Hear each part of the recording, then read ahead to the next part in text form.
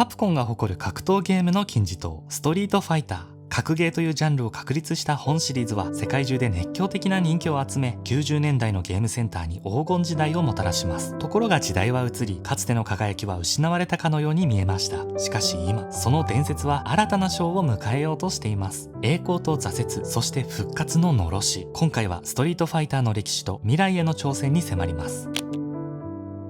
1987年、シューティングゲームの人気が落ち着きを見せる中で、アーケードシーンに革新的なタイトルが登場します。それがストリートファイター。本作を生み出したのはアイレム社出身のゲームデザイナー、西山隆さんです。その卓越した才能は、アイレム時代に制作されたスパルタン X からも明らかでした。スパルタン X は当時アーケードで絶大な人気を誇ったアクションゲームで、次々と現れる敵をなぎ倒し、最後には強力なボスと1対1で対決するというゲーム性が多くのプレイヤーを熱中させます。アイレム社はこの人気を受けてファミコンへの移植を決定。しかし任天堂の宮本茂さんがその権利をどうしてもと熱望し、その結果ファミコン版スパルタン X は任天堂が移植を担当。西山さんの才能はあのマリオの生みの親をも魅了したのです。そんな西山さんをカプコンへ迎え入れたのは現在の CEO であり、アイレムの創業者でもある辻本健三さん。辻本さんは業績不振からアイレムを去らざるを得ない状況になり、新たな挑戦の場としてカプコンを創業。そして早くからその才能を見込んでいた西山さんを新天地へと呼び寄せます。ストリートファイターが誕生したのはある経営会議の最中。西山さんは期日や数字ばかりが飛び交う議論に興味が持てず、新しいゲームのアイデアを紙に書き留めていました。そしてひらめいたのがスパルタン X のボス戦を基軸にしたアイデア。そのスケッチをカプコンの立ち上げ当初からのメンバーである岡本良樹さんに見せると、岡本さんはすぐにその可能性を見出し、いけますよ、西山さんがやらないなら僕が作りますと反応。くしくもその言葉は後に現実のものとなります。西山さんはそのアイデアをすぐさま企画書にまとめ、彼が指揮を執る第2開発室のプランナー松本博さんに共有。ゲームの設定を磨いていきます。本作のテーマであり最大の特色がストリートファイト。格闘技のルールに縛られない何でもありの世界を舞台にすることで、キャラクターに多様性が生まれ、ゲームの自由度は格段に広がりました。それぞれのキャラクターには出身地や好物など細かな背景を設定。こうした試みは当時斬新なもので、後のシリーズにも受け継がれていきます。当初は多くのプレイヤブルキャラクターを想定していましたが、予算とスケジュールの制約から最終的には竜と剣の2人のみ。なお、シリーズのアイコン的存在である竜の名前は西山さんの名前から取られています。本作の魅力の一つが必殺技です。そのアイデアのもとには日本の漫画やアニメの影響がありました。波動拳コマンドが初めて登場したのも本作から。後の作品と比べると入力判定は非常にシビアで、偶然出てしまうくらいの方が面白いという考えから必殺技の存在は明かしつつもコマンド自体は秘密にされていました。こちらがストリートファイター初期の筐体。パンチとキック、それぞれの圧力センサーボタンがあり、叩く強さによって弱中強と攻撃力が変わる画期的な仕組みを備えていました。しかし、いざロケーションテストを開始すると問題が。初めこそ興味を持ってもらえるものの、大きなボタンを何度も叩くことはまるで何かの運動のようで、継続して遊んでもらうことは難しかったのです。そこで生まれたのが、6つのボタンを配置した新たなレイアウト。当時、アーケードの主流は2つボタン。3つでも多すぎると非難される時代だったことから、こんな操作誰ができるんだ、そんなゲームは売れないと営業販売から反対の声が上がります。そこで西山さんはこう説得。ボタンの数は6つでも、プレイヤーが意識するのはパンチとキックの2つのみ。さらに、どのボタンも攻撃という役割です。ですから、ボタンが増えてもゲームは難しくなりません。西山さんの考えは正しく、6ボタン式の筐体で遊んだプレイヤーから続々とポジティブな反応が寄せられます。仮にボタンを押し間違えても大きなストレスにはならず、さらにスキルが向上すれば使いこなせる。6ボタン式の筐体はそんな深みのあるゲームプレイを生み出したのです。ロケーションテストのデータを見ると収益はなんと倍増。これを見た西山さんは確かな手応えを感じます。初代ストリートファイターの販売数は明らかにされていませんが、西山さんによれば初期の筐体はおそらく1000台程度、6ボタン式の筐体は5万台程度ではないかと述べています。カプコン USA でセールスマネージャーを務めたブライアン・デュークさんによれば、本作のアメリカでの人気は高く、初めから6ボタンで発売していればその年のナンバーワンになっていたかもしれないと語り、続編への期待も高まっていたと述べています。こうしてシリーズが盛り上がりを見せようとするまさにその時、カプコンにとって衝撃的な出来事が起こります。それはストリートファイターの生みの親である西山さんの退職。なぜカプコンを辞めることになったかというと、当時の上司と折り合いが悪く、こんな状況なのに会社に居続けていいのかと悩むところまで来てしまったからです。西山さんが会社を去ったことで彼を慕っていた旧第二開発室のメンバーも大勢カプコンを退職。岡本さんによればストリートファイターの制作に関わったほぼ全ての人材が流出したといいますから、続編の制作を控えていたカプコンにとって大きな打撃となったことは容易に想像できます。ストリートファイターの生みの親とそのチームを失ったカプコン。しかし米国法人からはストリートファイターの続編を熱望されており、当時アーケード部門の責任者を務めていた岡本さんがその任を引き継ぎます。しかしその開発は思うように進みませんでした。当時はロムの価格が高騰しており、前作を下回る容量しか使えないことが分かったのです。そこでロムの価格が落ち着くまでのつなぎとして制作されることになったのが、当時流行していたベルトスクロールアクション。その結果誕生したのがファイナルファイトです。本作でディレクターを務めたのは2人の若きゲームデザイナー、安田明さんと西谷明さん。岡本さんにその才能を見出され、安田さんは1985年に、西谷さんは1986年にカプコンへ入社。その後1988年に発売したロストワールドにて初めてタッグを組みます。ロストワールドを作っている時にとにかく無駄に苦労したんです。ステージごとに雑魚キャラを新しくして動きもつけたんですが、よく考えたら初見殺しでしかないですよね。アーケードゲームではやってはいけない内容で、そこで反省したんです。ロストワールドは成功とは言い難いプロジェクトだったようですが、この経験が続くファイナルファイトにおいて効率的な作業方法を確立させたといいます。ファイナルファイトの合言葉は、でかいものはかっこいい。大きなキャラクターでインパクトは生みつつも、敵キャラクターを使い回すことでメモリを節約。容量削減の工夫はキャラクターのアニメーションにも見られます。なお、ストリートファイターの続編として企画されただけに、当初のタイトルはストリートファイター89。しかし、アミューズメントマシンショーで本作を遊んだユーザーから、これはストリートファイターではないといった意見が続出し、現在のファイナルファイトに改められます。本作の人気は驚異的で、第4回ゲーメスト大賞では大賞1位を獲得。さらに年間ヒットゲームで1位、ベストアクション賞でも1位を獲得しました。この成功により、安田さんと西谷さんはより多くのスタッフを雇うことが許され、ロム不足という問題も解消し、その勢いに乗って2人はストリートファイター2の開発へ進みます。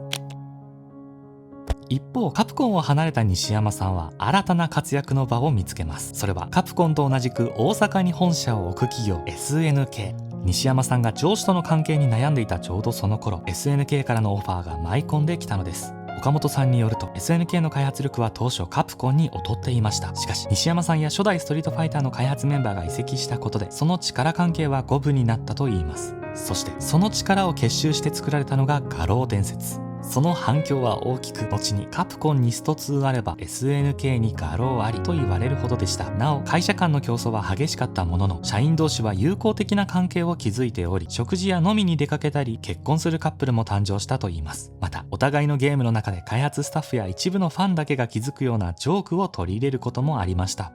確かにカプコンと SNK はライバル関係にありましたが、近所にライバル企業が生まれたことはむしろ良かったのではないかと思います。逆境に追い込まれたことで人が育つきっかけになったと思うんです。両者は後にクロスライセンス契約を締結。それぞれの人気キャラクターが登場するカプコン vs.SNK というゲームシリーズを生み出しています。ストリートファイター2は西谷さんが開発をリード。西谷さんは当初単なる続編には収まらない独創的な企画を考えていたといいます。しかし経営陣の要望は明確な需要と高い売れ行きが見込まれる、あくまでも正当なストリートファイターの続編でした。作りたいものを作れない現実に一度は深く落ち込んだという西谷さんでしたが、やがて初代ストリートファイターが模倣品に見えるほどのゲームを作ると決意。既存のルールを尊重しつつも改良すべき点を注意深く探っていきます。当時世の中には完成度の低いゲームが多く、ほとんどが一定の水準を満たしていないように思えました。だからこそ操作性や当たり判定の厳密さなど、まずはしっかりと作ろうと思ったんです。西谷さんが変革をもたらした要素の一つが必殺技。偶然出るくらいが面白いとされた一作目に対して、今作では誰もが簡単に出せることを目指しました。その理由は、始めたてのプレイヤーは波動拳が出せるだけでも嬉しいというもの。西谷さんはコマンド入力が難しい人に向けてため系の必殺技を、それでも難しい人のために連打系の技も用意します。こうした配慮はキャラクターに個性や深みをもたらすことにもつながりました。さらに注目すべきはキャンセルと呼ばれる仕様。これは通常攻撃のモーションを必殺技で上書きできるというもので、もともとは必殺技を出しやすくするために考えられたシステムでした。しかし通常攻撃が敵にヒットした後でも上書きできることが判明すると、様々な攻撃を絶え間なく繰り出すコンボの概念が誕生します。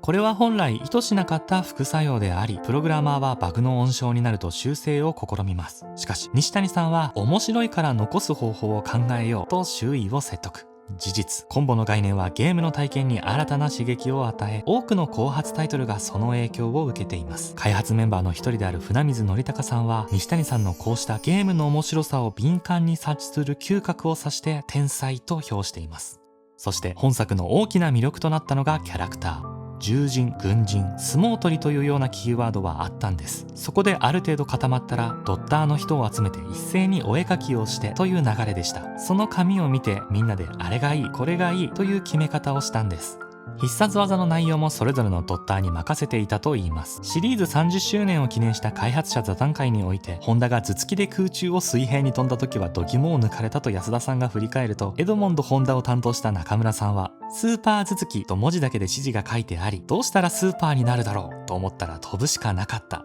と笑いながら10回しています。このような自由な発想と創造性を尊重する姿勢は、チーム内の競争意識を高め、ゲームの成功につながります。その中心にいたのは西谷さんでした。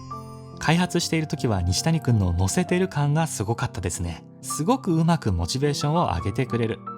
西谷さんに受けるにはどうしようといつも考えている感じはありました。とにかくボツということを言わない人で、もっともっとと盛り上げていくんです。本作における多彩なキャラクターの中でもひときわ存在感を放つのが紅一点となるチュンリー。安田さんは自身が担当したチュンリーというキャラクターについて、本作のエンターテインメント性を高める重要な存在になったと振り返ります。ヒロインを入れるかどうか実は悩んだんです。格闘技世界一大会に普通女の人はいないじゃないですか。それを入れるということはもっと楽しい感じになるということで、チュンリーを入れたことでエンターテインメント寄りに舵を切ったんだなと思います。なお、当時の安田さんはキャラクターのデザインやディレクションに加え、ストリートファイター2とマジックソードのポスター制作、さらには課長研修にも参加しなくてはならないという状況だったそうで、安田さんの凄さについて岡本さんは次のように語っています。一般的に一人のアーティストがキャラクターを描くのに10ヶ月くらいかかるのですが、安田はチュンリーを1ヶ月半で描き上げました。しかもそれと並行してあちこちに出かけていってはスタッフにキャラクターの描き方を教えていたんです。さらにカプコン USA にデザイナーとして勤めたジェームズ・ゴダールさんとカプコンで翻訳を務めたトム・白岩さんは安田さんをパイオニアと評します。そこそこの格闘ゲームを見てみるとカラーフォームの分解がうまくいってないんです。だからキャラクターがキックやパンチをすると全てが滲んで腕や足の動きを追うのが難しい。その点安田さんははるかに時代を先取りしていました。安田さんは本当に才能のあるアーティストです。キャラクターをデザインするとき、アニメーションが最も綺麗に見えるように彼らの動きを最初から計画するんです。他のアーティストにはできなかった。安田さんはパイオニアでした。こうして西谷さんと安田さんを中心に開発されたストリートファイター2は1991年ついにリリースを迎えます。しかしその反響は当初の期待を下回るものでした。岡本さんは当時の国内の反響を次のように振り返ります。ロケーションテストに出すと1日に約100回しかプレイされず、期待していた300から400回とは程遠いものでした。一方、アメリカでは全く異なる反響が。ロケーションテストの段階で収益が見込みを大幅に上回り、ゲームセンターからは追加の注文が殺到していたのです。在庫が不足する中でも前払いの注文は止まらず、その年の売り上げは7800万ドルという驚異的な数字を記録しました。アメリカでは売れるのに日本では売れない。そんな悩ましい状況がある出来事を機に一変します。それが非公式に作られた対戦台の登場。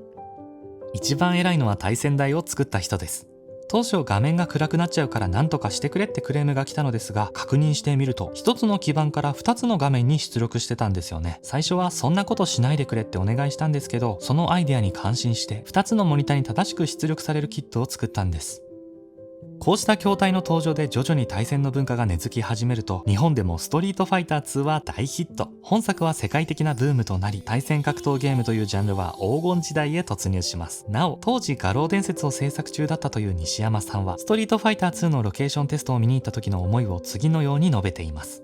ストリートファイター2は初代のいいところは膨らませて悪いところは排除するという続編として最もいい形になっていました。もしも僕がカプコンに残っていてもこうはできなかったと思います。しかし全てが順調に進んだわけではありません。プレイヤーが増えるにつれ、これまで見過ごされていたバグが次々と明るみに出たのです。特にキャラクターのガイルには俗に真空投げと呼ばれる画面全体から相手を掴む技や対戦相手をフリーズさせる技、ゲームをリセットする技などゲームの根幹を揺るがすようなバグが見つかりました。さらに当初は CPU 戦をメインと考えていたためにキャラクター間のバランスが取れておらず、対戦システムに対する不満が次第に高まりました。こうした状況に対応すべく登場したのが1992年4月にリリースされたストリートファイター2ダッシュ。バグの修正や対戦バランスの改善に加え、前作に登場した四天王のプレイアブル化により従来のファンを大いに喜ばせました。しかしその後、新たな問題が訪れます。それは違法に改造された海賊版の存在。その特徴はバトル中にキャラクターが変更できたり、飛び道具を連続して出せたり、それが追尾するなど様々。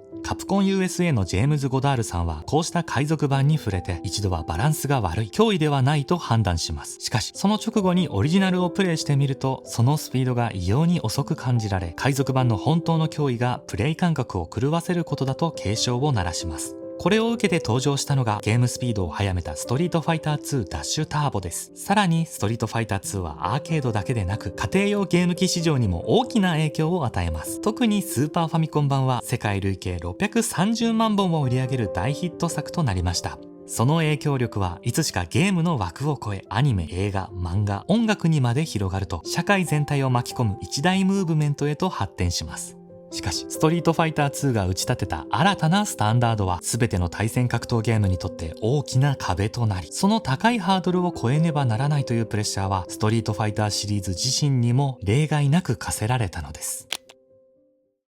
ストリートファイター2の大ヒット以降、シリーズは新たな挑戦を続けます。1995年にはカジュアルなファンをターゲットにしたストリートファイター0を、1997年には究極の 2D 対戦格闘ゲームを目指したストリートファイター3をリリースします。ストリートファイター3では竜と剣を除き全キャラクターを一新。中でも話題を集めたのがブロッキングと呼ばれる新システムです。これは攻撃が当たる直前にレバーを一定の方向に入力することでダメージを防ぎつつ反撃の時間が得られるというもの。ところがこのシステムにはユーザーからの批判も多く、ブロッキングを含む全体の仕上がりについて散々待ったスト3がこれかなど厳しい反応が寄せられたといいます。しかしブロッキングは究極の攻撃を表現するものというコンセプトが浮かび上がると、消化不良だった内容は次作セカンド、そしてサードと徐々に洗練されていき、やがてこのブロッキングというシステムが格闘ゲーム史上に残る最高の瞬間を演出しました。それがプロゲーマーの梅原大吾さんが見せた背水の逆転劇です。体力ゲージ残り1ドットの瀬戸際からスーパーアーツの16連続攻撃を全てブロッキングし、まさかの逆転勝利。この衝撃的な一幕は本作の新たな可能性を世界に示し、ファンを熱狂させました。とはいえこうしたプロの妙技が注目を浴びる一方で、ブロッキングのシビアな操作は初心者にとって大きな壁となり、上級者と初級者の格差を広げる一つの要素となってしまいます。さらにシステムが成熟したサードの稼働時には格闘ゲームの人気はかつての勢いを失っており、せっかくの積み重ねた作り込みも一部の熱心なファンを満足させるにとどまり、一般のプレイヤーから大きな注目を集めることはありませんでした。2003年に開催された東京ゲームショウ。そこで任天堂の岩田悟さんによって語られた内容は、まさしくストリートファイターシリーズが直面した課題を突きつけるようなものでした。岩田さんはゲーム産業の縮小化の原因について、ゲームの大容量化や複雑化によってユーザーに満足してもらうという従来のアプローチが限界に達したと述べ、例としてかつて人気だったシューティングゲームや格闘ゲームは複雑化が進んで一般的なユーザーが遊べないものになってしまったと指摘。これはまさにカプコンが痛感していた問題でした。事実、1991年以降毎年新作をリリースしてきたストリートファイターは一時休止状態に。そのリソースは間口の広い新たな家庭用ゲームの制作に注がれます。しかしカプコンが格闘ゲームから離れている間もストリートファイターを待ち続ける声は絶えませんでした。他のゲームでは味わえないストリートファイター独自の魅力、その存在は多くのファンの心に深く刻まれていたのです。海外で違うタイトルのインタビューを受けた時、必ず最後の質問でストリートファイターの続編はまだですかと聞かれるんです。そう語るのはストリートファイター0やストリートファイター3でサウンドを担当した小野義則さん。このような経験から小野さんは続編の制作を決意し、プロデューサーとしてストリートファイター4の制作に着手します。本作で掲げたコンセプトは原点回帰と同窓会。それはゲームの本質に立ち戻り、かつてのプレイヤーに再び遊んでもらうことを意味していました。そしてこの開発をリードしたのは西山さんが SNK を退社後に設立したディンプス社。これによりストリートファイターはまさに原点ともいえる生みの親の下で再び開発されることになったのです。ストリートファイター4は2008年7月にアーケード版が正式に稼働し、2009年2月には家庭用ソフトが発売。シリーズ史上3番目となる340万本もの売上記録を樹立します。さらに2016年には大きく進化を遂げたストリートファイター5が登場。前作で課題となったプラットフォーム間のコミュニティの分断を解消し、 PS4 と PC でクロスプラットフォーム対戦を実現しました。2019年にはアーケード版も稼働し、2023年にはなんと全世界での販売本数が700万本に到達。スーパーファミコン版ストリートファイター2を超えるシリーズ史上最高の売り上げを記録しました。とはいえ、達成までの期間や派生作品の売り上げを考慮すると、やはりストリートファイター2のもたらした衝撃は計り知れず、依然としてシリーズの頂点でその存在感を放っています。そんな圧倒的な存在に挑もうと、今まさに新たな挑戦者が現れました。ストリートファイター6の企画が始まったのは2018年。プロジェクトを牽引したのは前作ストリートファイター5でもディレクターを務めた中山孝之さんです。中山さんはストリートファイター2の直撃世代。当時の体験はストリートファイターシリーズを作りたいと思わせるほど強烈なものだったといいます。今までのファンの皆さんの代表として関わらせていただいているので、その人たちを裏切ることは絶対にしてはいけないと思っています。夢を追い求めてカプコンへ入社した中山さんですが、不運にもシリーズは休止状態に。その後一度はカプコンを去るなど、その道のりは決して平坦ではなかったものの、中山さんのストリートファイターに対する絶え間ない情熱が今作の開発へと導く運命を手繰り寄せました。今作が目指すのは対戦格闘ゲームの入り口。かつて幅広い人々に愛されたストリートファイター2のように、格闘ゲームのファンではない人にも楽しんでもらいたい。そのために中山さんはモダンタイプと呼ばれる新たな操作方法を導入しました。対戦格闘ゲームの面白さにおいて、必殺技が出せるというのは一番ではないんです。そもそも他のプレイヤーと対戦すること自体が面白いんです。必殺技がなくても対戦は成立するし面白い。その上で必殺技を出せると攻めのバリエーションが豊かになる。従来はそこでコマンドの入力を強制されていましたが、今作ではその制限を緩めて、複雑なコマンドを入力せずともワンボタンで必殺技を出せるように改革。つまり難しいことは抜きにして、技の読み合いや駆け引きなどストリートファイターチームが考える格闘ゲームの醍醐味に集中できる環境が用意されたのです。なお、従来の操作方法を好むプレイヤーのためにクラシックタイプも用意されており、こうした操作方法のバリエーションは初心者が徐々にゲームに慣れていくためのステップの役割も兼ねています。モダンでは強弱の内訳ができないので、内訳をしたかったら頑張ってクラシックを使ってもらう。そもそも強弱で弾速が違うから波動拳を内訳たいと思ってもらえたら、もう立派な格闘ゲーマーです。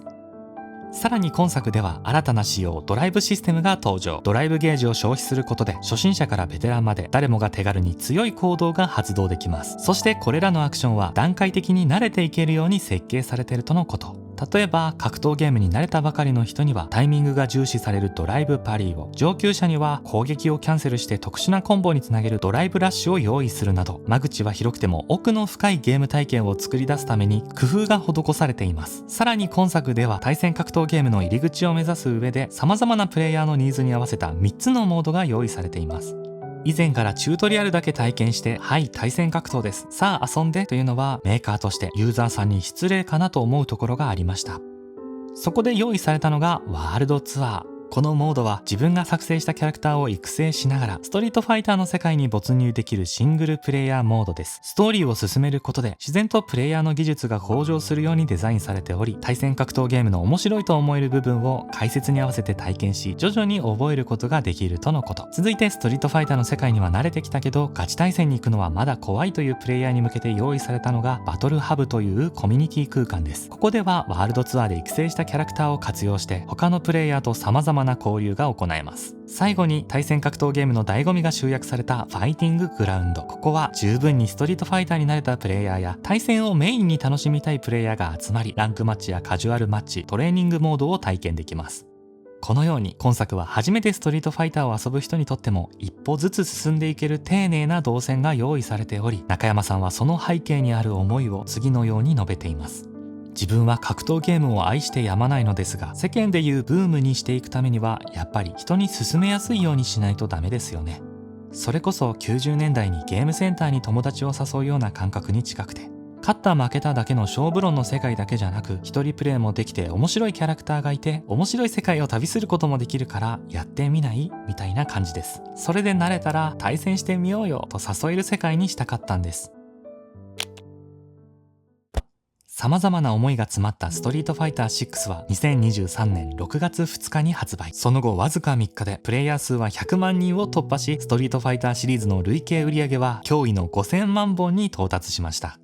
6月6日時点のメタスコアは92点。このスコアは歴代のゲームオブザイヤー受賞作品にも引けを取らない高評価で、本作が格闘ゲームとして楽しいだけでなく、ゲームとして楽しい作品に仕上がっていること。つまり、一部のファンを喜ばせるための格ゲーではなく、遊ぶ人を選ばない新たなストリートファイターが誕生したことを意味しているのかもしれません。また、Steam の同時接続人数は最大で7540人を記録。前作ストリートファイター5の13807人と比較して格段に増加しています。これは格闘ゲームのファンだけでなく、より多くの人々に楽しんでもらいたいという中山さんの思いが見事に実現した結果と言えるでしょ